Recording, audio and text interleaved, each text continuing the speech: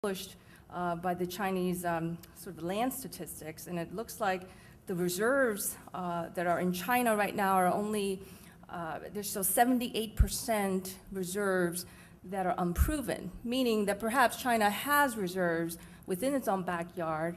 It's just located in geologically challenging areas, such as deep water, which involves, again, going back to technology, how does China get the kind of technology expertise, perhaps from the West, to invest in some of its own programs in its own backyard? Well, I'm hearing all of you say that this is going to be solved someday, but someday is a long way away. Dr. Xi says someday it'll be competitive. You say that there may be a lot of energy there, but they don't know where it is or how to get it. And Doug is saying that someday they're going to be efficient.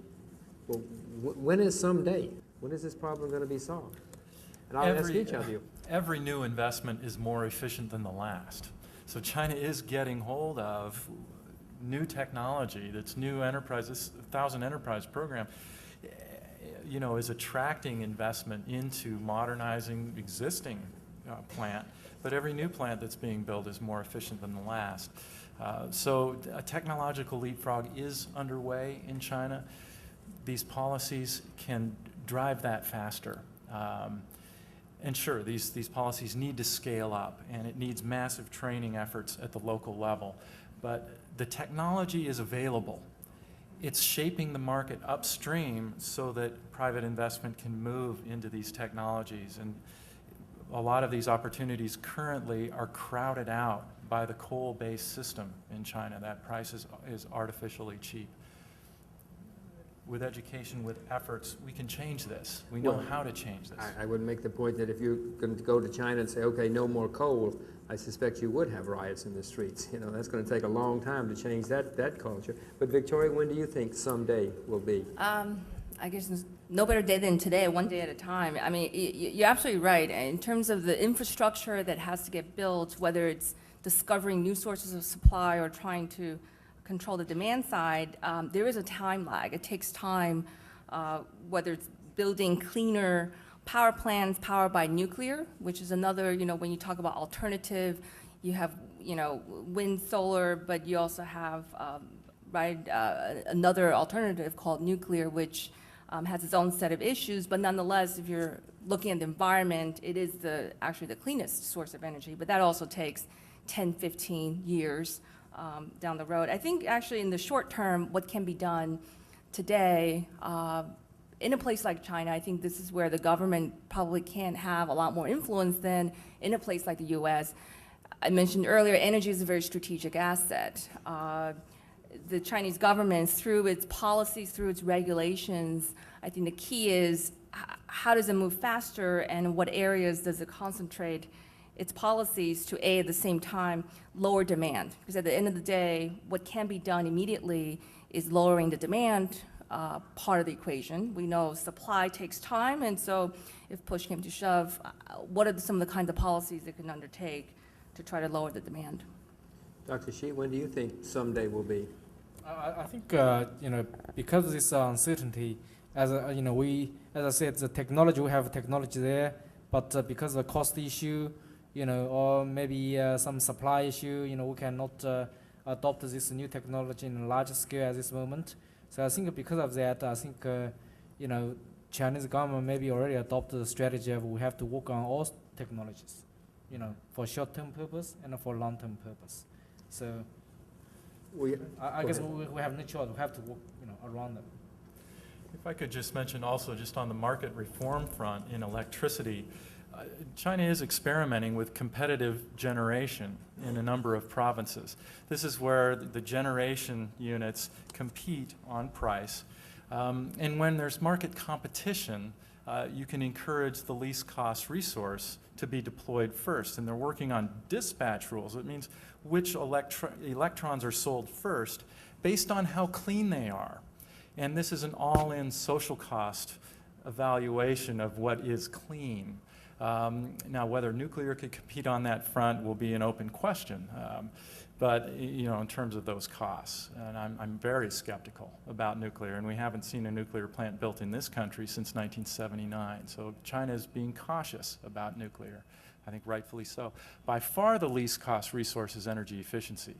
And again, to the extent that can be deployed in utility scale chunks where you go out and modernize the equipment that would otherwise consume that energy, this is a very hopeful pattern for China. I have a lot of astonishingly good questions. I'll try to summarize some of them and ask all of you. Here's one that says, the three are related. Does a strong central government in China bode well for the development and execution of alternate energy technologies? How supportive and aware are the Chinese government and people about the environmental issues and willing to adjust their energy use? And are consumers in China at or near a stage where they want to become green, i.e. will they pay more for environmentally friendly products?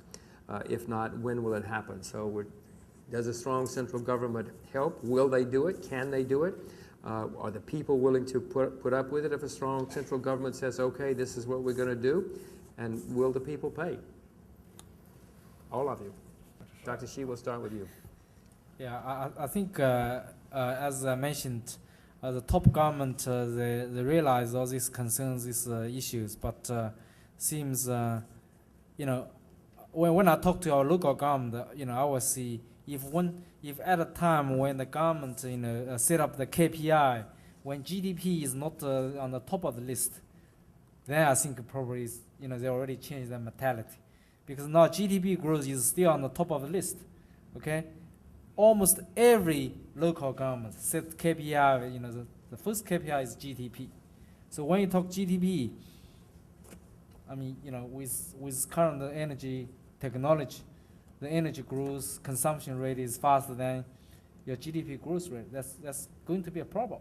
So I think unless this order need to come from top government, in a more specific way, say put the GDP as second or third, KPI. So maybe, people will change. Otherwise, they always think of their political career. They always put GDP as, on the top of the list. That will make the execution very hard. But part of GDP growth, you've got to have the energy or you won't have the GDP growth. I know. So that's why they need to burn more and import more. But so you think that the strong central government will not try to do both? Try to clean things up and burn more? They try, but it seems, we need to have a practical way. I mean, okay, I'm not a politician, I'm more like a scholar. So I always see if we make the GDP because not on the top of list, make it environmental, as top of KPI of the local government, maybe that will force them to do something about environment, about the energy conservation. Situation. You actually look at, I have some statistics here, according to the International Monetary Fund, China could see, for example, its vehicle ownership rates, which right now is 16 vehicles per 1,000 people in 2002, to 267 vehicles per 1,000 people by 2030. And I think for those of you who are in China or who visit, you can visibly see the transportation sector unfold in front of your eyes. And I think here's a really interesting, again, huge area of opportunity for the government if it looks at sort of the longer term implication of the kind of policies it puts in place. It's the whole infrastructure, whether it's the transportation infrastructure, it's the actual cars, the kinds of vehicles, the kind of standards it could impose on the kind of vehicles that are on the road, and the kind of fuels that those vehicles consume. So in the US, for example, you hear a lot about the use of ethanol and how is ethanol going to be the answer to the US issues with shortages of gasoline. But part of the challenges in the US, for those of you, you have these flex fuel vehicles or hybrid fuel cell, is the infrastructure. How many gas stations in the US actually carries ethanol or this, 8515, this flex fuel? It just goes to show it's actually involving the automobile, all the big auto manufacturers. It's the design, the transportation sector. It's how you actually outfit the whole infrastructure. And those are difficult things to rip up in a place like the US. But I think here's an opportunity in a place like China where the transportation sector is just getting built right now, to actually leapfrog the US in some ways. And the government can probably play a very strong role in creating kinds of policies to incentivize that.